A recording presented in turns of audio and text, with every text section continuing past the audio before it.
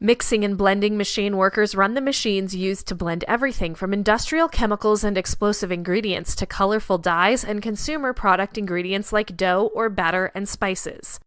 These workers follow recipes to weigh and measure ingredients, dump them into blending machines, then observe mixing until ingredients reach the desired condition or consistency. Once a product is successfully mixed, it's transferred into containers or through pumps for additional processing. Mixing and blending machine operators often extract samples for quality control and record production data by filling out forms. To conduct regular maintenance, mixing and blending machine workers drain machines, dislodge jammed materials, and clean them with hand tools. Workers may be exposed to hot or cold conditions, loud noise, and hazardous materials. Many wear safety equipment. Mixing and blending machine workers typically work 40 hours a week or more. Mixing and blending machine operators typically need a high school diploma or equivalent.